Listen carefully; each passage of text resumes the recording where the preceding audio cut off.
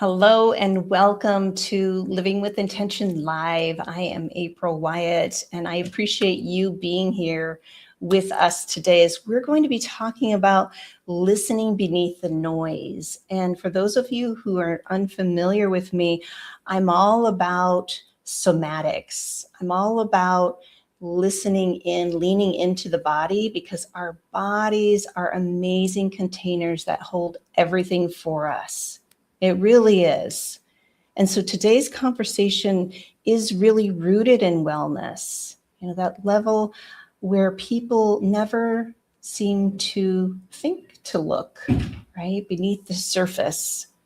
And that's beneath our thoughts, in our bodies, because our bodies speak longer than our minds could even reach it. Right? Those thoughts are always thinking ahead, but our bodies are always here, and it's constantly speaking to us. And so people tend to override that deeper knowing, the wisdom of the body. And so that when we don't listen, when we keep pushing, what happens? Yeah, exhaustion, overwhelm, anxiety, and just really fatigue and shut down. And that's our body's way of saying, hey, I need some space. Let's decompress. We need to be in our bodies in order to allow that to happen. And so this live is really an invitation to notice those quiet signals and to understand what your body has been trying to communicate to you, and rebuild that trust within yourself from the inside out, as that's what my intention is with living with intention. And so also with the things that I do, such as these live conversations, such as my restorative retreats that I hold, which I have one coming up in Bali. And it's not about the escape, right? It's about creating a space where you can hear yourself again, where you can breathe and really settle into your nervous system, how you are showing up. And so I want to bring that up for everyone to see about Bali, as we're just leaning in and listening to our bodies and how we are being in this space. Right? Letting Bali soften that noise within yourself. And this is going to be October of this year, 2026. And it's about really resetting and restoring. And this image is taken at one of the temples. It's a historic temple. It's 3000 BCE. And we arrive there at sunrise for a water purification ceremony. And that's another thing, what I love to do about connecting with people and community, is to go and experience the community, learn about different cultures. Being in that space is where we learn more about ourselves. And so not only are we doing the temple, but we're also going on a waterfall tour, a hike up to this gorgeous waterfall. And also we're going to visit a local children's dance school to learn about the traditional dance, the Balinese dance. And it's very mesmerizing, the music and how they move their body. It's another language, and supporting the community that way. And community really means a lot to me, as I am also part of the Hounds of Business community where people such as Cynthia and I are members, and we connect with heart-centered professionals who really want to level each other up. So if you've been looking for a community of support, of connecting with others who are like-minded, reach out to Mike Asherbranner, who you see here, or even myself, or even Cynthia, because she's part of the membership too, and learn more about others in the community. We have people that are lawyers, we have doctors, we have holistic health practitioners, we have different types of physicians. My goodness, we have so many different diverse backgrounds, and that's what I love about the Hounds. And everyone is welcome there. So speaking of community, I really want to bring up Cynthia and also Linda to the stage. Here you are, Linda. Welcome in. Hello. Welcome to this amazing live conversation that we're having today. Hi, April. Thank you for having me. Hi, Cynthia. Hi. Hi again. Good to see you both. Yes, it's good to have you both here. And it's good to have Nathan is chiming in too. He's also a fellow Hound. And we also have Lisa. Thank you, Lisa, for tuning in. I so appreciate you. Yeah. And then Christy Williams, it's always good to see her too.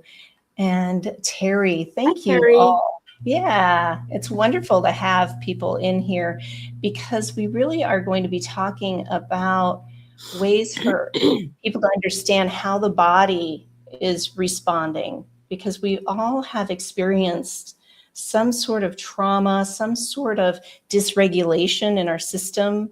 And Linda, I know with you and your expertise talking about childhood trauma and narcissistic, personalities and recognizing how that influences the body. And Cynthia, with you and your holistic way of approaching how the body does dysregulate and noticing those signs is so important to understand all of this components that are going into how we are connecting with ourselves and our bodies, and understanding the language that it's speaking and maybe the echoes from the past that are coming through as well.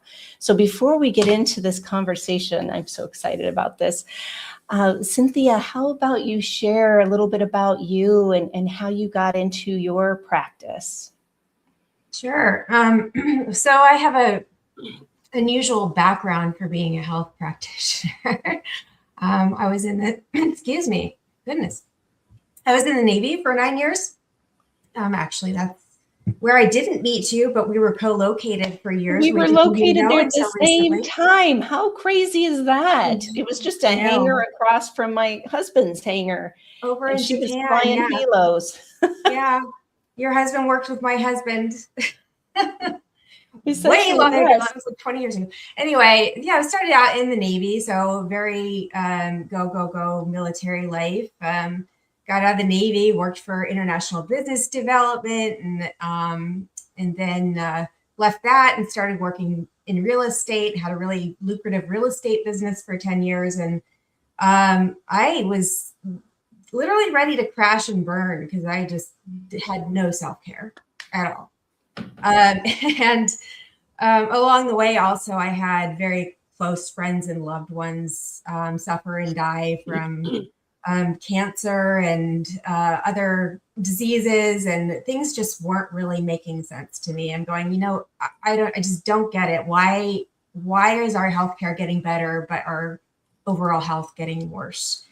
And I really got afraid for my kids that they weren't going to, I wouldn't know what to do with them if they got sick. So I started researching it and learning at it, and ended up getting into energy healing initially to try and just get to the core and do what I could do. That organically grew because I started helping friends and family, and they were seeing just amazing results, and so they referred me to other people, and then my knowledge just kept growing and expanding because I just always wanted to learn more and how to help people more. So I ended up getting a certification in functional medicine. And here I am with this lovely, organically grown practice of helping people to heal at root cause level and heal naturally, because the body wants to heal itself, given the right tools and environment. Yes, that's so important. It can heal itself. It can when we have that right tools, such as your practice, Cynthia, helping people that way. And we'll get into that in just a moment, but I want to bring up Linda. And Linda, how did you get into your practice of supporting people? For me, I'm sharing my personal journey, my personal challenges. I grew up as a survivor of narcissistic abuse. I have a parent who is a narcissist, and it affected the whole family differently. We were all given different roles to play. And as a young child, you're not aware of what's happening. It's your world. You see what you experience and you take it for what it is as the truth.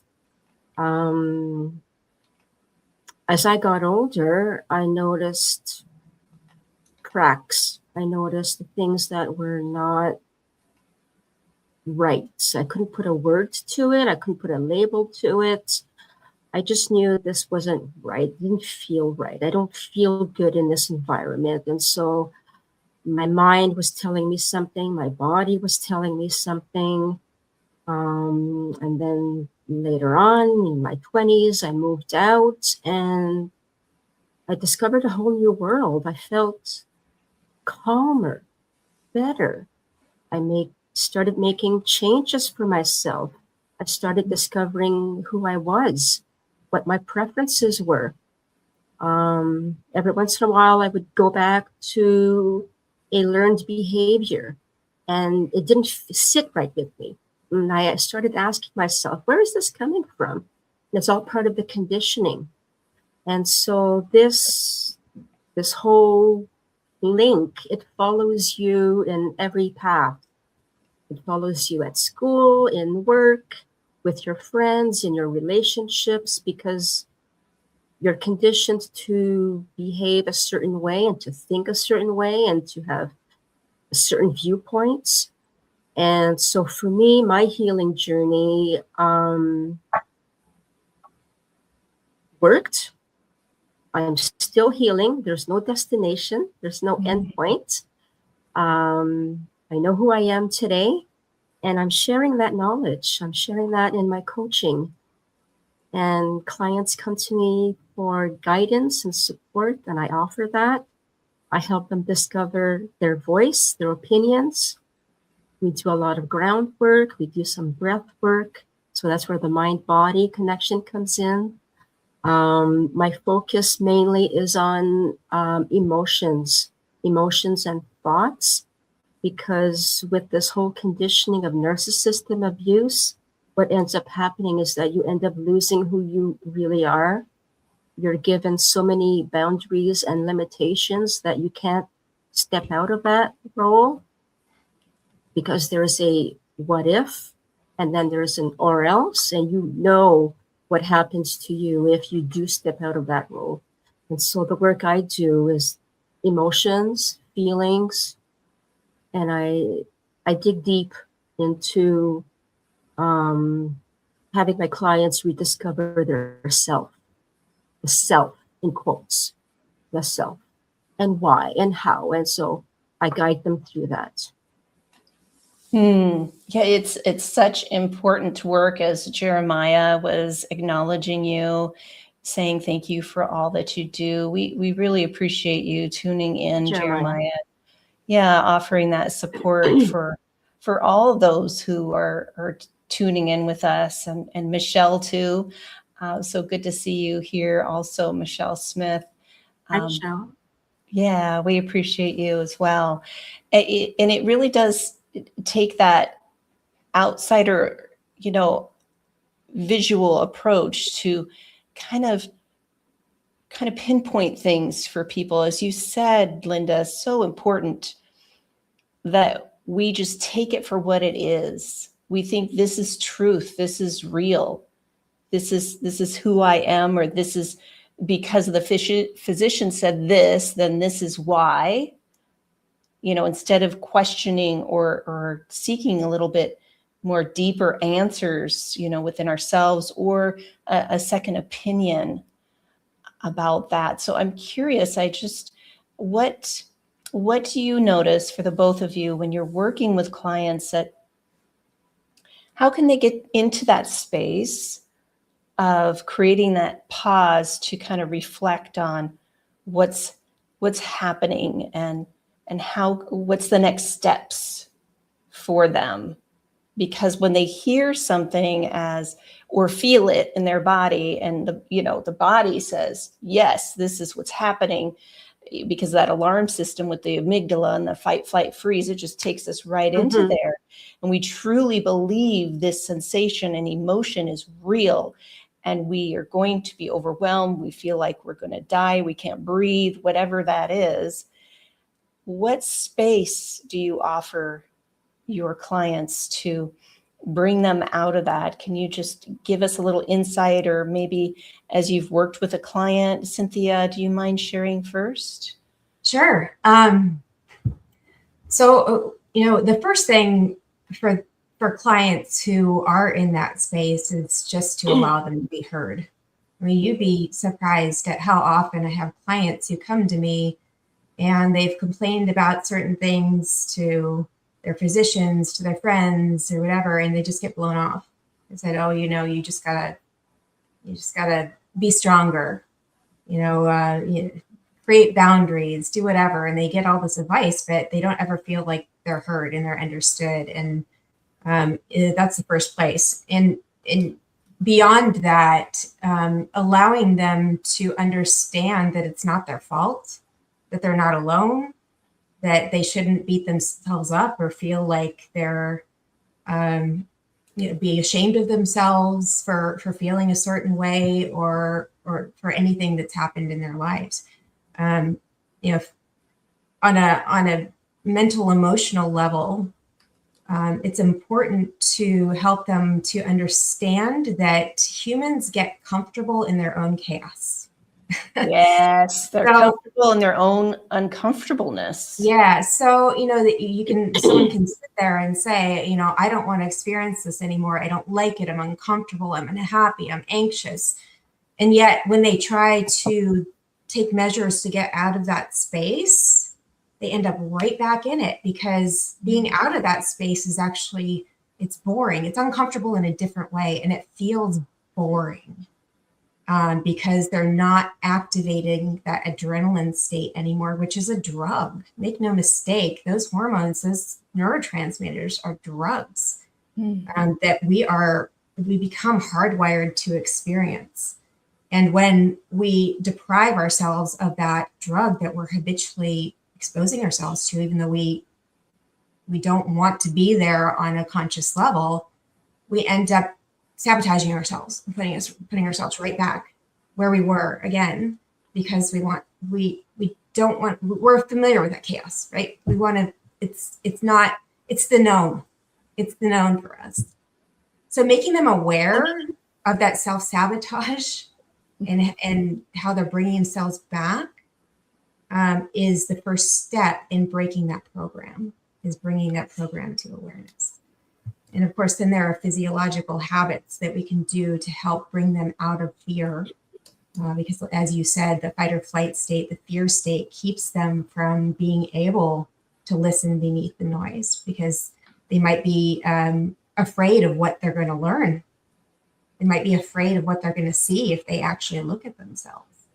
So helping them to learn breathing techniques and relaxation techniques and meditation techniques, which don't have to be complicated, just to bring themselves back to present. And that's one thing I work on with my clients every time I meet with them, is always ending with a meditation to help them bring them back to the present, get them to a higher perspective where they're not stuck in the weeds of daily life, where they're able to see who they are as a soul and not who they are as the ego individual that they've been trained to be by external influences.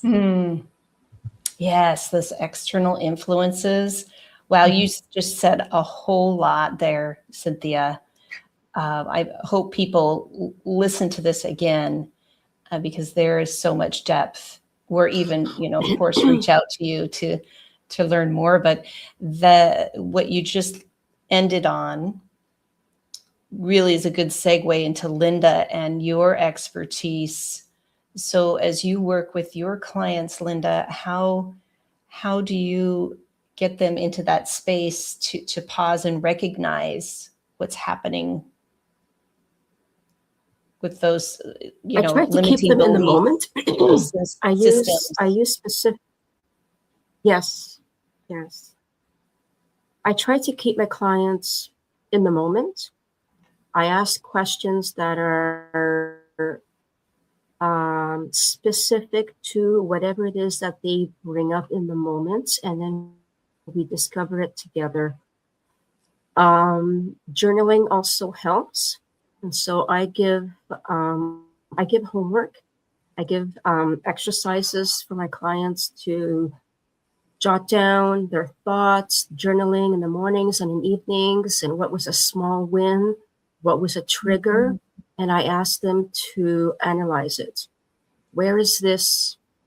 How does this make you feel now compared to how it made you feel in the past? So let go of that old voice.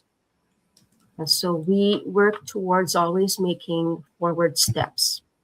And so we revisit the past, we revisit the trauma. We don't dwell too much on it. We want to make progress. And I just want to get them to feel comfortable having their own thoughts, their own voice. And so we need to rediscover who that is. Who is Linda inside you? Was it the old Linda that was conditioned, or how are you today? Why? Tell me what you feel. Tell me what you're thinking. Tell me the texture that is around you right now. So the emotions, the feelings, what are you feeling in your body right now? This anxiety. Is it the trigger? Is it the memory? Is it something that's visible right now? So it's mostly all emotion-based that I work on. I did hear what Cynthia said about the boundaries and the conditioning, and that's all true. It's all part of your conditioning, especially if you're a young child who grows up in that environment. You don't know anything else. So as a child, we're led to trust our primary care provider. We need love, we need the guidance, we need the security. And so we don't know anything else. We need to know that we can trust this individual, and this individual will take care of me, but their way. I was not allowed to rediscover who I was. I had to agree with what the other individual liked. So you end up losing yourself. So I try to stay in the moment, in the present. Journaling also helps. The exercises that I mentioned earlier, that also helps as well. The goal is to move forward and to rediscover the new self. Yeah, it sounds simple, but it's very powerful work that both of you do. It sounds a lot easier than it really is. Yeah. And, I've recognized, I call them echoes, the echoes of even the sensations in the body. Yes. Or even the thoughts that come up. And an echo sounds so strong, like it's right there. And so we believe it.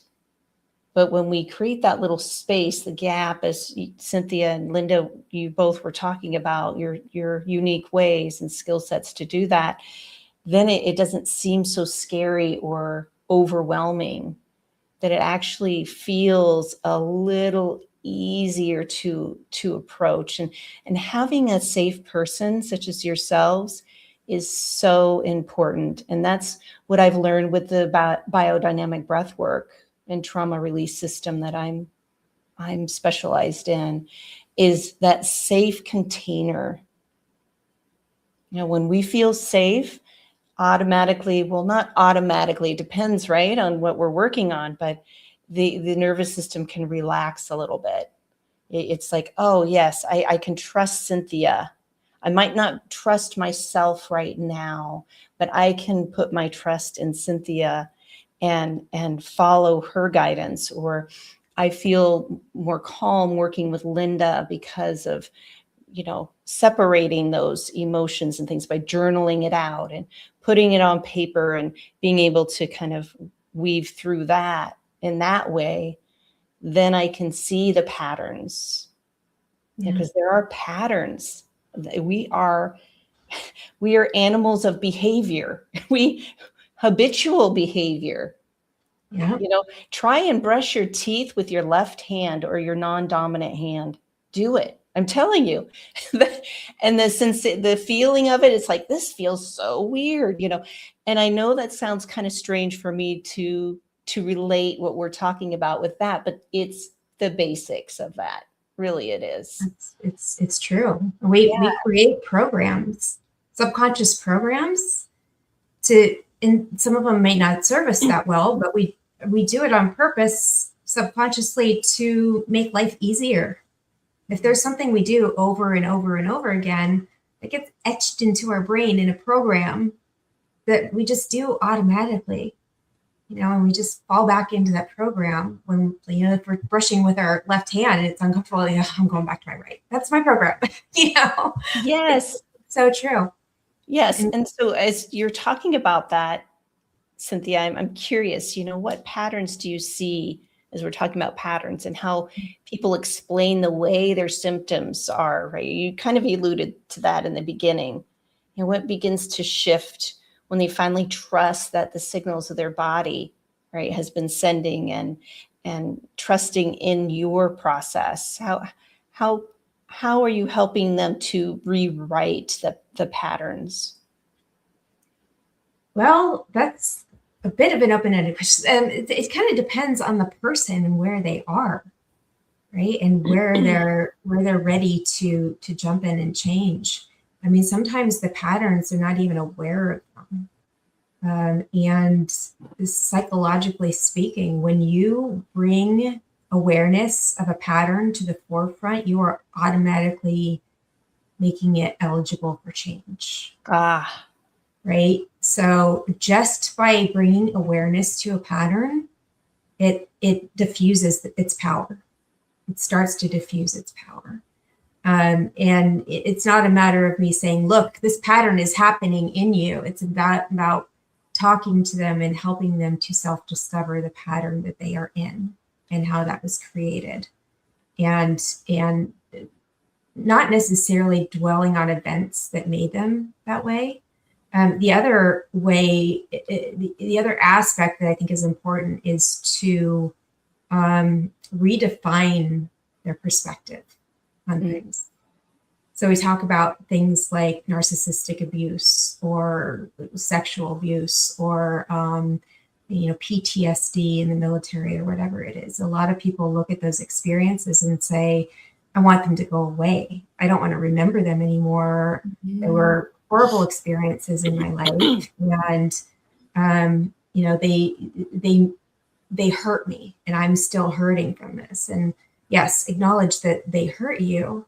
However, there's a new way to look at that, not as that they were bad experiences that never should have happened to you. Instead of saying, why did that happen to me? Say, why did that happen for me? Mm-hmm. Because every experience we go through, whether it's a challenge or something that's really happy, is a part of our growth as a person. And you can knock all the experiences you had in the past all you want, but whether you like it or not, they're a part of who you are. They made you who you are today. And chances are those challenging experiences made you grow exponentially more than the happiness that you've had in your life. And I love that. Happy times would not have been as happy if you hadn't had those negative experiences.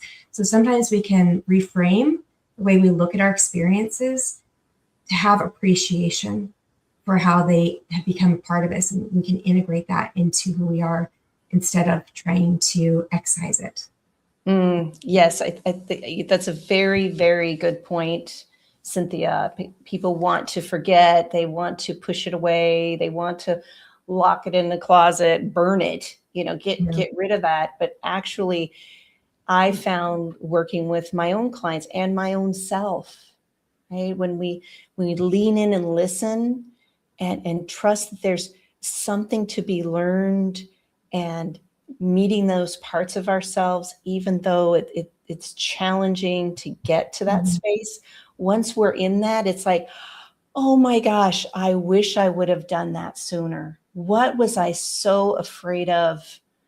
Uh, and I'm curious, Linda, about what you have to say about that, because I know that is so ingrained in that narcissistic, to control others and not having the ability to explore themselves. What have you seen with your own self or your clients with that?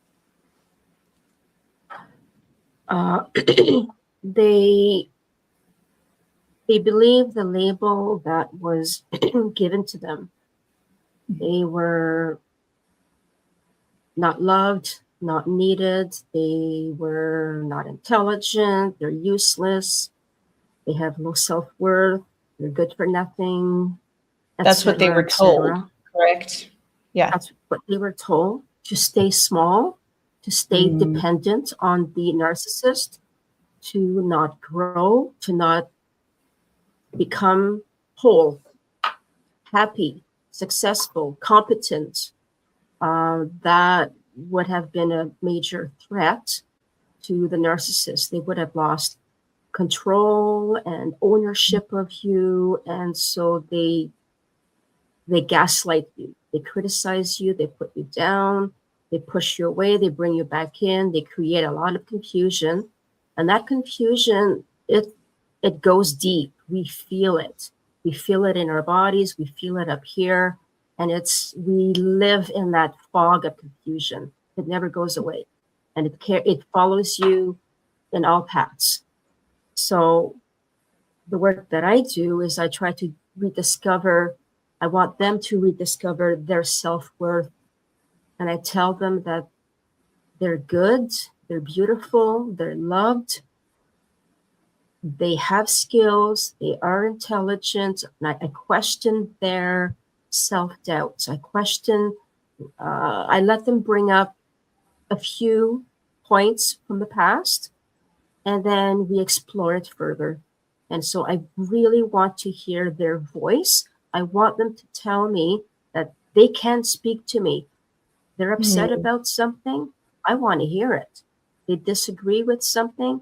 I want to hear it. So that's the safe place that I create for my clients. Because in the past, growing up and being around that environment, we all know what happens when we challenge, when we disagree. There's an effect, there's a cause and effect. It's not neutral, it's not welcomed, it's not embraced. So I want to hear their thoughts, and I get them to stop, pause, bring up a few points from the past. We explore that at length. And then I want to hear their thoughts. I want to hear their opinions. And then if it's negative, most times it is, I want them to rediscover that. And so we explore that further. And then we change it to the positive. And so the work that I do is more about rediscovering the self-trust, the self-belief, the self-care. They're all wonderful human beings. They all have so much to learn, so much to give, and they are worthy. They are good human beings. They're not carrying that label anymore of being, submissive or Yes. obedient or disobedient.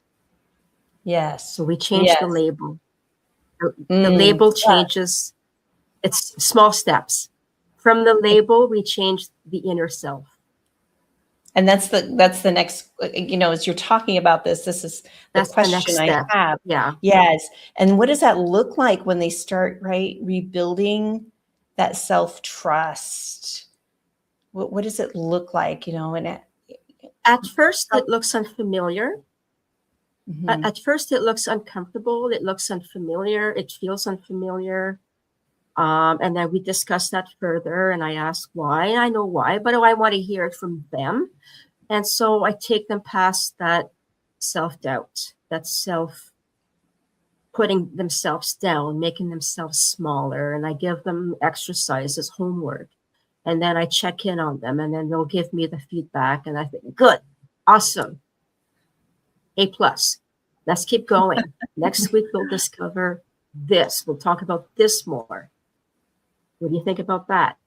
So it's unfamiliar, but when it does kick in, it's like an open window. It's like an open window. There's, wow, I didn't realize that, but now that I think about it, yeah, I do get it. I do know what you mean, and I know why I believed it. There was no choice. There was no options. I was not allowed to be who I needed to be. I didn't even know who I was at the time. I was conditioned to be someone else. And so that small window opening, that's what we're looking for. Yeah. And that's opening to that trust. And then it leads to, empowerment too, being empowered, discovering more about themselves.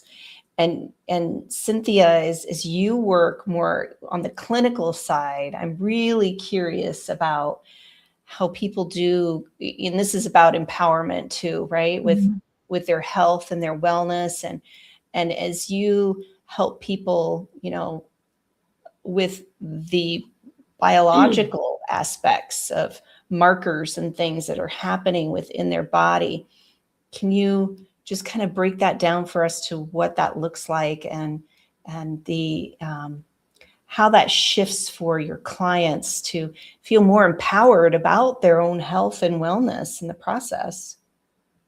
Yeah. So I mean, just change happens very gradually, and then all of a sudden, and just on the for face value of clients, when they start getting better, they don't feel like they are, but we'll do symptom checklists, and their symptom checklists and their scores are gradually improving throughout the time. And I find that when people are doing this work, they actually forget how bad they used to feel. And their new normal becomes today, right? And they forget how anxious they were. They forget how bad they felt. They forget they couldn't sleep. They forget all of the bad stuff because, now they're focusing on another set of problems that is gradual, because as healing is not linear, right? Everything is up and down. As you fix one thing, another issue is going to come up that was in the background, not being dealt with, and all of that. So throughout the process, I have to kind of remind people that they are progressing because they don't think they are. They forget. They literally forget who they used to be. And then we, as lab markers progress. So physiologically, the body cannot heal unless it feels safe. If there is physiologically or psychologically or mentally or emotionally lingering aspects of feeling threatened or unsafe, the body can't heal. It can't heal. It won't start healing until the threat's gone. And when we start to give them that safe space, when we start to remove the threats, when we start to remove not just the mental emotional threats, but also the physiological threats, the things that are causing cortisol spikes like toxicities, parasites, poor food choices, nutrient deficiencies. A lot of these things cause cortisol levels to go up consistently, which put your body in fight or flight. Even if you're very calm mentally, emotionally, if you have these physiological rocks that are constantly challenging your system, you're still going to be in fight or flight all the time. So it's necessary to that's why I love to work holistically, to remove both the physiological and the mental emotional triggers. And we start to see lab markers getting better all around when you reset the adrenal regulation. We start to see blood sugar coming down. We've reversed type 2 diabetes before. We start to see blood pressure coming down. We start to see liver markers getting better. We start to see blood oxygen going up. I mean, all kinds of different markers that just overall get better and better and better. And I'm not talking about necessarily individual markers. As a functional practitioner, I'm looking more at patterns associated with symptoms in the markers, as opposed to looking at whether a marker is in range, because a normal lab marker has nothing to do with a healthy lab marker. Unpack that a little bit more for us who are not familiar. Yeah. So if you go get labs conventionally done, right, you'll get labs and then you'll see a range, high, low, in the middle, right? And as long as most doctors, as long as your labs are in range, you say, okay, everything's normal, you're fine. And the clients are going, but I feel like crap. I can't sleep, stressed out all the time. I have no energy. I have my digestion. I can't eat half the foods I used to eat anymore. I mean, just the list goes on and on and on about how bad they feel. The doctor says, oh, you're normal. It's just old age. You're just getting old. Or it's just stress. Or it's just stress. Yeah, you need to just, what about all the weight gain? Well, you just need to eat less and exercise more. Yes. Okay. No. But so these lab markers, the way they're trained to look at this is, as long as you're within the limits, you're fine. The way those limits are determined is they take a subset of the population that they consider to be healthy when this lab marker is concerned. And whatever the mean average is of those, the results for those healthy people, that's the middle. And then 2 standard deviations on either side away from that middle are the high and the low. So it's a population average on a population that's growing more and more unhealthy by the day. Here in the US, our population is incredibly unhealthy on average. So when we look at optimal ranges, it's a much more truncated view. So for instance, with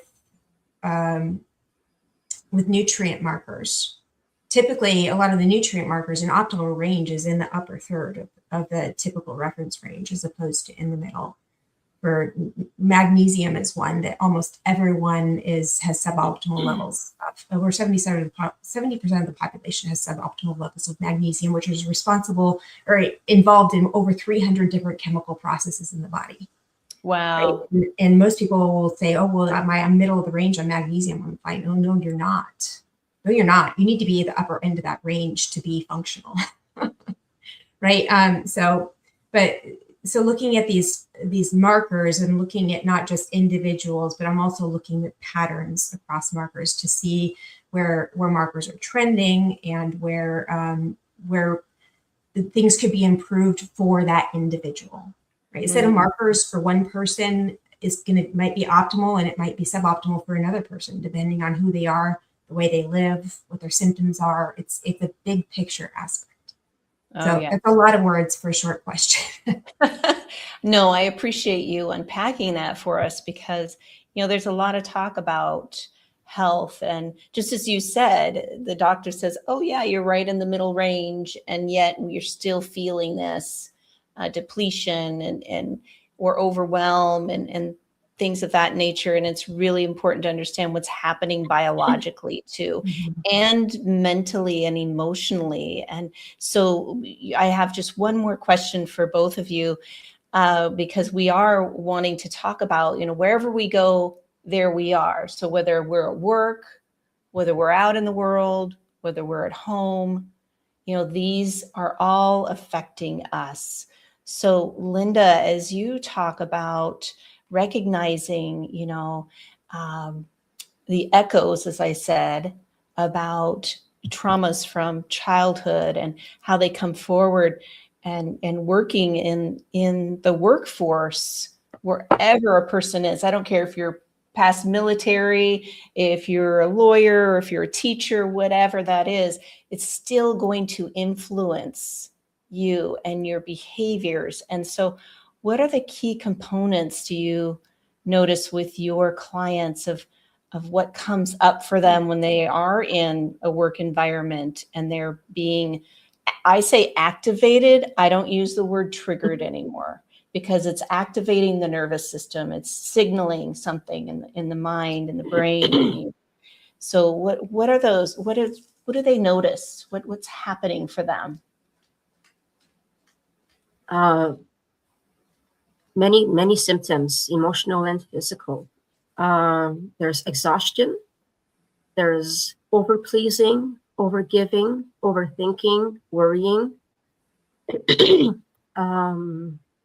low boundary, benchmark, unable to say no, maybe, I'm too busy, I'll think about it. They're conditioned to please. They're conditioned to do more. They're conditioned to earn love, respect, likability, emotional. So it leads to emotional and physical exhaustion, low self-worth, tears, anxiety, low moods.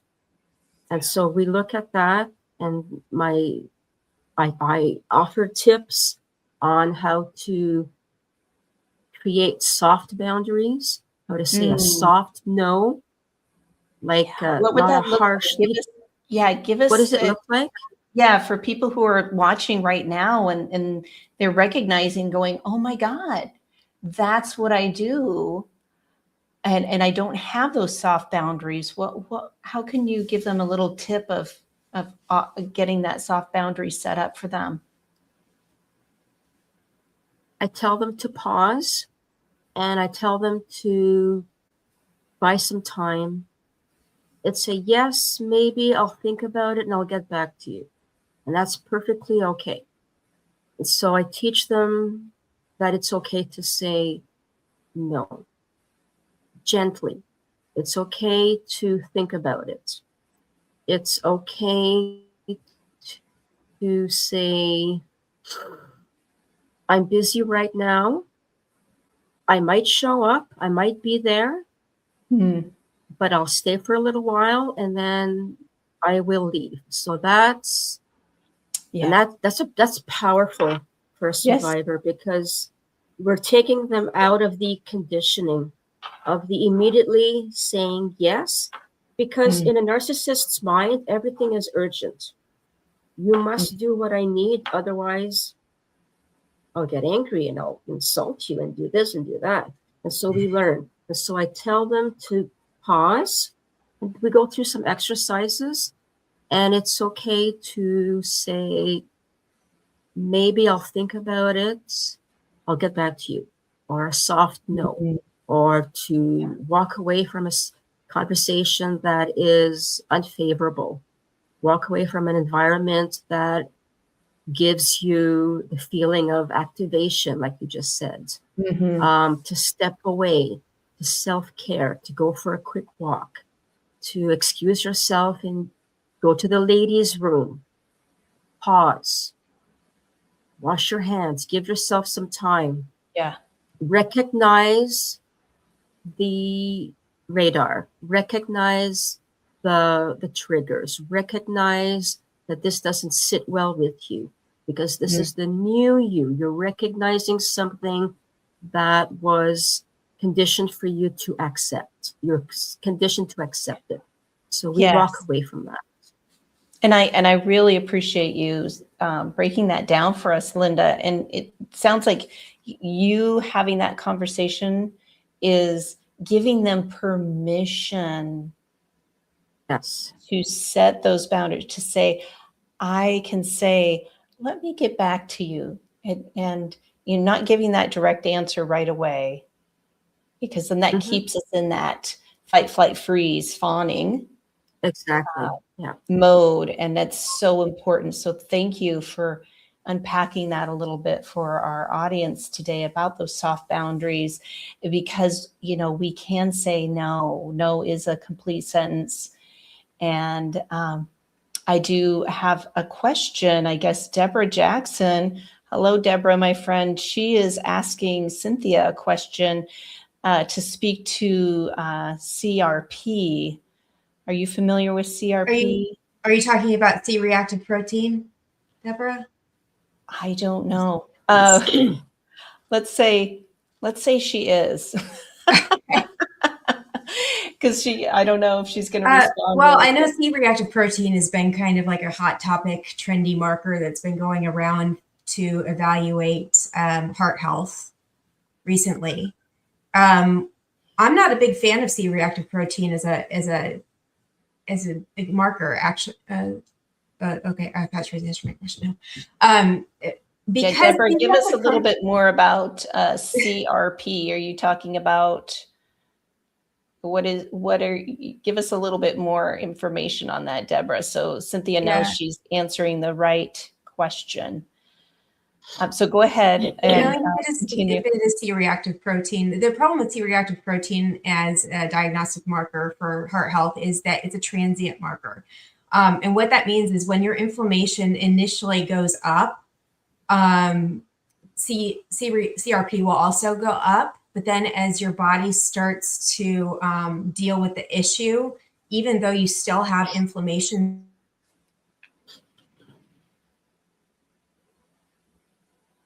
Oh, she froze.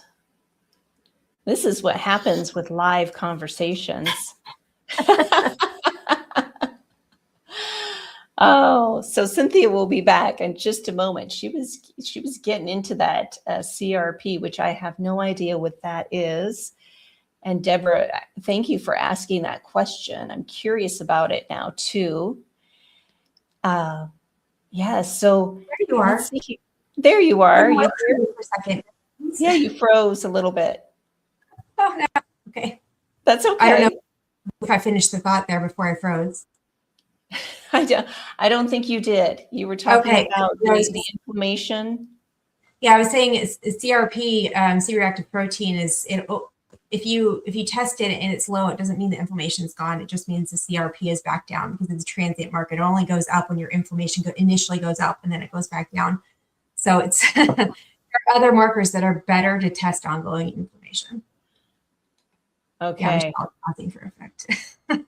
Good to know. Yes, I know, Michelle, you were just too funny. We appreciate you hanging in here with us, Michelle, and being part of the show.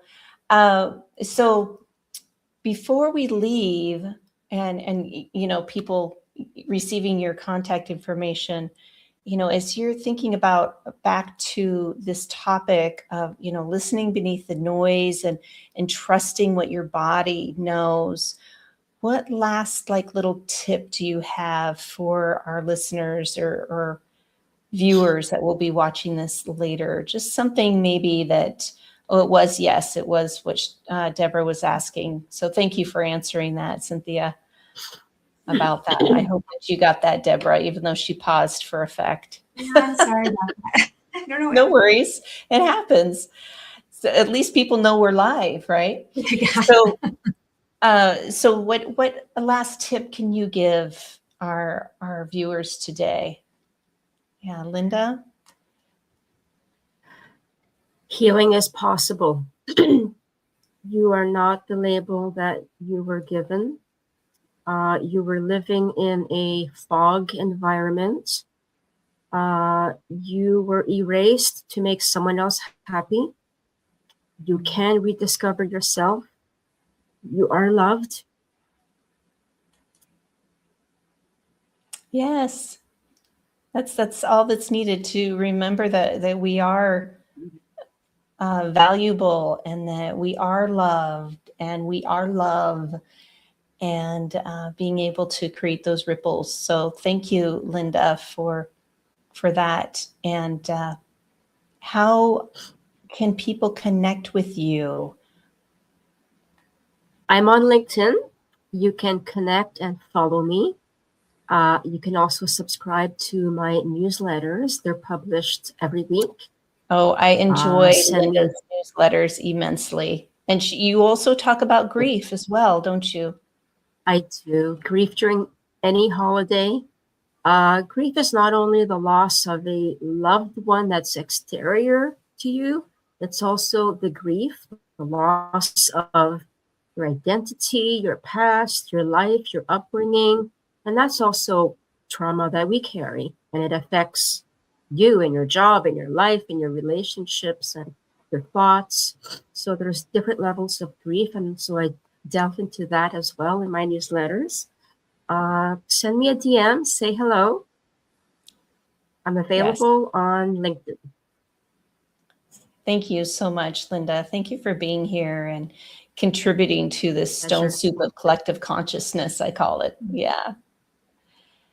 Cynthia, what is the last words you have to share with our audience, and then how can they connect with you? Sure. I think it's important to understand that healing does not have to be complicated. I know we've talked a lot of nuances and lab work and all of that stuff. But really, to start yourself and to re-empower yourself to heal, there are really just two things. One is to work just a minute or two every day on quieting the noise, just closing your eyes, breathing deeply through your nose to reset your nervous system, and just focus on being here and now. Even if your mind is full of chatter at first, it doesn't matter. Just focus. Just quiet the noise and allow yourself to be present just for a minute a day. Mm-hmm. And the second thing is to celebrate yourself every single day. And just everything. I woke up this morning. Good job. Yeah, I took a shower. Yes. Yes. Yeah. Yes. I don't care. It can be any little thing. Celebrate yourself. And before you know it, when you start to do that habitually, your patterns will start to shift and change little by little by little. You start to focus more in the present moment. You start to focus more on your successes. You start to live more in gratitude. Your energy starts to rise.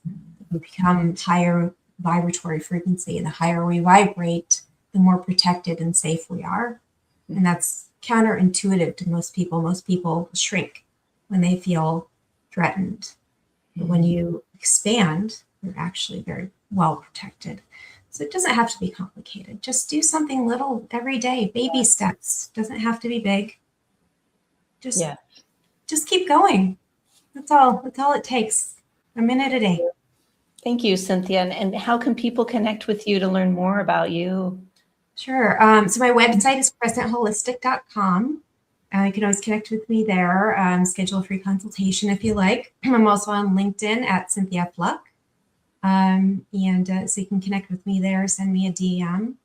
I've just started a Substack account, which is also at Cynthia Fluck. If you want to follow me there, it's going to be gradually growing. It's not really well developed yet, but there's a couple of posts, and I plan to post some more involved information around topics of lab work and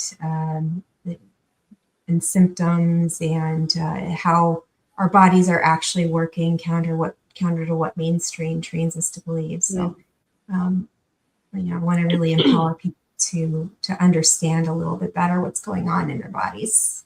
And with their cells. Yes. Thank you. Thank you both for being here, Linda and Cynthia. Thank you, Terry, also. Yes, great book, Make Your Bed. Yeah, make your bed and celebrate it, right? That you had a bed to make. And I really do. I focus on my pillow at night when I wake up. And if I'm overstimulated before I go to bed and don't do my practices, guess what? My mind wakes up at 2, 3 o'clock in the morning and starts ruminating about what I didn't do, what I still needed, all those things.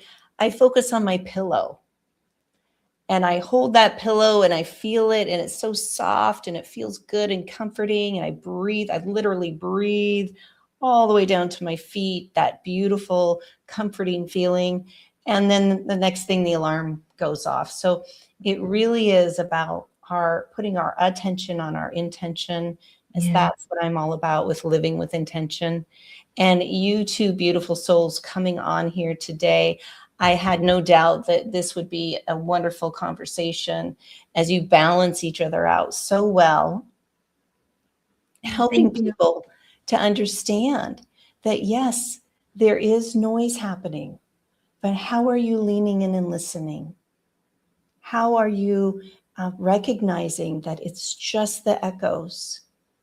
And reaching out to Linda, reaching out to Cynthia, connect with these two amazing ladies. They are here to support you and guide you through that noise so that way you can hear your own inner rhythm.